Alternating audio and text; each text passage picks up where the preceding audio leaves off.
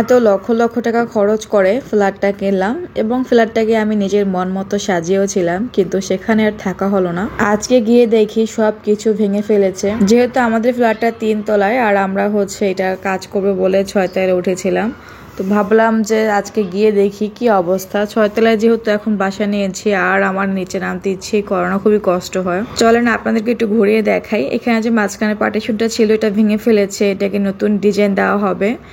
এরপরে প্রত্যেকটা দরজা নিচে যে টাইলসগুলো আছে সেগুলোকে ভেঙে দিবে।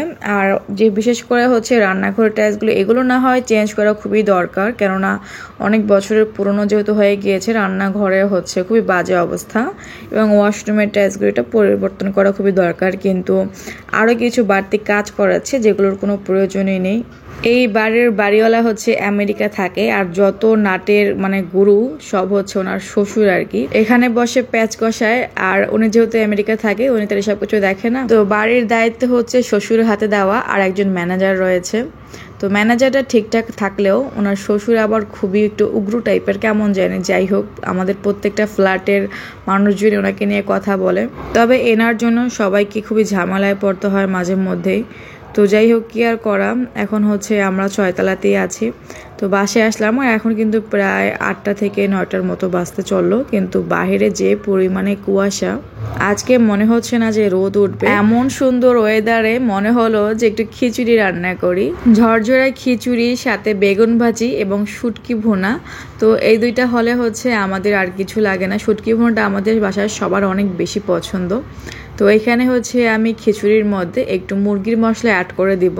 খিচুড়ির মধ্যে আদা রসুন বাটা, জিরা বাটা এগুলো ছাড়া যদি একটু মুরগির মশলা অ্যাড করা যায় তাহলে কিন্তু খিচুড়ির স্বাদ অনেক গুণে বেড়ে যায়। আজকে খিচুড়িটা কিন্তু এমনি আমি আলু দিয়ে রান্না করব, কোনো রকমের কিন্তু গোশ অ্যাড করব না। তারপরেও কিন্তু একটু মুরগির মশলা দিলাম। তো মশলাটাকে আমি একটু সময় নিয়ে ভালো মতো কষিয়ে নেব।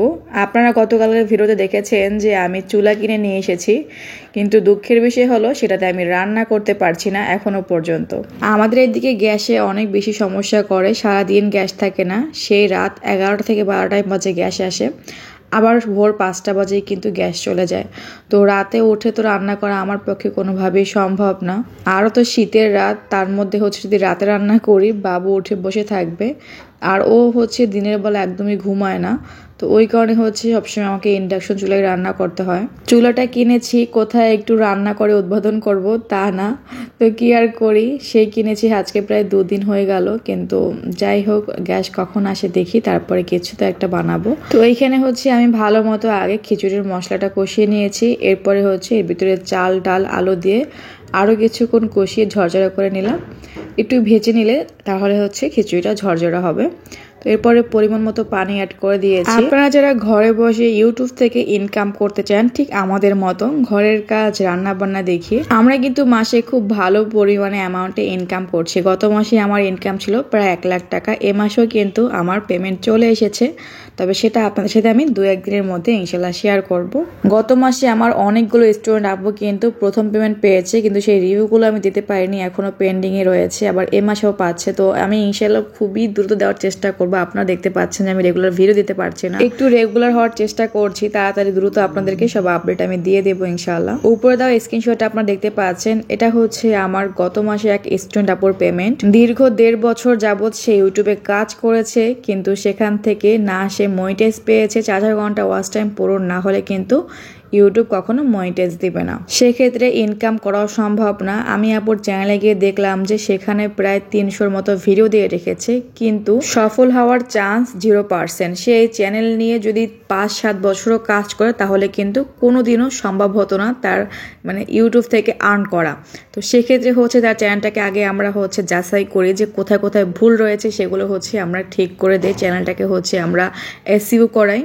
পুরো চ্যানেল অ্যাবাউট ডেসক্রিপশন থেকে শুরু করে তার চ্যানেলে সবকিছু চেঞ্জ করে আমরা তার চ্যানেলটাকে আগে র্যাঙ্কিংয়ে উঠাই। র্যাঙ্কিং ওঠানোর পরে আমাদের নিয়মগুলো ফলো করে সে ভিডিও দেওয়ার 25 দিনের মাথায় কিন্তু আপুর এই ইউটিউব ইনকাম আপনারা যেটা উপরে স্ক্রিনশটে দেখতে পাচ্ছেন। আমাদের এখানে কাজ করার প্রায় 1 থেকে 1.5 মাসের মধ্যে বেশিরভাগ স্টুডেন্ট আপুরাই কিন্তু ইনকাম করছে। অনেকে কাজ শিখে, কিন্তু কাজ শিখে সেই কাজগুলো তারা তাদের চ্যানেলে করে না। এমনটা করলে কখনোই হবে না যে কাজগুলো আমরা দেখাবো সেই কাজগুলো অবশ্যই আপনাকে আপনার চ্যানেলে করতে হবে। এমনি এমনি তার ইনকাম করা সম্ভব না।